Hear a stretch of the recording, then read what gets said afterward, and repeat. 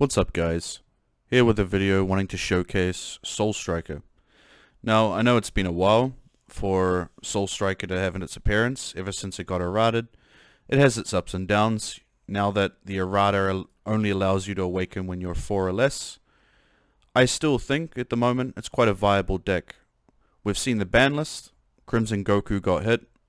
It's quite bad overall, but it's good for the meta in my opinion. But I do think that it's worth taking a look at Soul Striker now, as people still want to be able to charge energy during their turn and still swing for big bodies, but not have drawbacks of the other leaders. And Vegeta Ramp is in a very good spot right now. Same with, of course, Beerus, because they still have their 6-drop Super Saiyan 4 Vegetas. But today I want to have a look at Soul Striker. And for your early game, you want to self-awaken. So a good way you can do that is having 4 copies of Pan.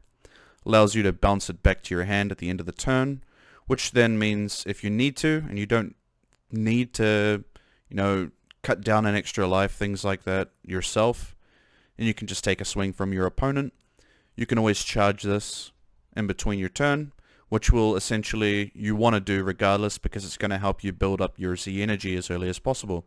That way you can now activate your counters, and you can play your 20k double strikes. So typically, the way I've set it up is that by turn 2, you will already be able to play your Rosés or Android 17s. That way you can buy a bit of time for defense against your opponent, because they're not going to want to empty their hand if they're sitting at 6-7 cards. And yeah, you can start just flooding your field with cards. Once you've awakened, or if you don't yet, you also have 2 copies of this, of course.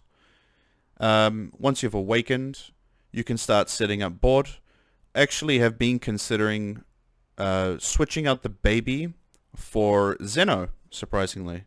Though I'm a little unsure, as you still want some damage with your Unison, of course. But Zeno would allow you essentially then on turn 2 to place an extra energy, which means you have 3 or more energy, you can play this. So you can start drawing and have some blockers on field 2. Or comfortably on turn 2, play a Piccolo for a dual attack double strike and still have an energy to spare at the end of your turn. Which can be great if you're versing more of a, say Vegeta Trunks, something like that, where you want to pump out some damage earlier. But overall, I think it has great defense, great attack. It's got a lot of aggro if you need to, a lot of swings, a lot of bodies, which is fantastic. And for a little bit of spice, I thought it's been some time, we haven't seen it in a while, but Sign Ultra Instinct Goku.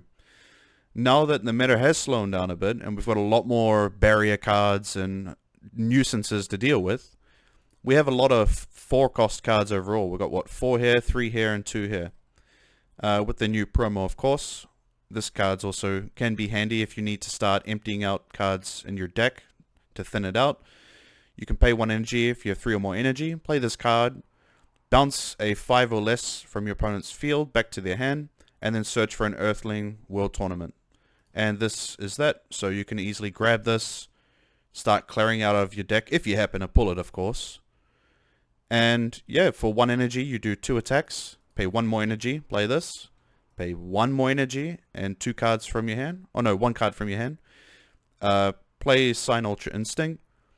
When you play this card, because it doesn't say choose, it just says all, your opponent will have to bounce all their battle cards in their field back to their hand, and they cannot combo in this card's attack, against this card's attack. So you swing with this, your opponent's probably going to counter. If not, then they're going to get hit for a triple strike.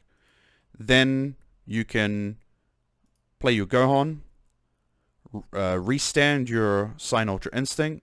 More than likely your opponent's going to have more cards in hand now. So then they will have to bottom deck a life, which is great. So yeah, I think this is quite a solid little combination here. Instead of the old school, Great Ape Saiyans, you now have these Black Smoke Dragon, which I think is a great card overall. It's kind of busted, but I think it'll work well. You can either draw 2, ignoring barrier, KO a card, or get rid of 2 cost or less unisons, practically. You get to 4 or less life pretty quickly, so you can easily activate the Gohon, the Master's Teaching cards. You have plenty of dual attackers for just hitting face. Now that this is limited to 1, which I still think was a good idea, this card can still be a problem to your opponent to deal with. If you really wanted to, you could add those Super Saiyan 3 Gokus. I think they're counterplay or counterattacks. It allows you to grab a unison from your drop and add it back to your hand. So you could easily just, run a few copies of them, keep pulling this out if you really wanted to. You do draw quite a lot from this deck because early game you're not going to be switching in energy. You never need to, unless you're versing like, say, Bulma or Launch, because they can be quite aggressive by forcing you to take your lives. So drawing 1 for your first 2 or 3 turns, you're going to be doing that anyway. You don't have to worry about standing energy because you're just going to be comboing a lot anyway to get your Z energy active. And then once you're 4 or less, you can easily defend. You've got blockers. You're going to be clearing their field constantly with little things. Bottom decking, returning cards to hand, swinging. So yeah, you won't have to worry too much about that. You got plenty of counters, and you've got your Sensu Beans still for defensive.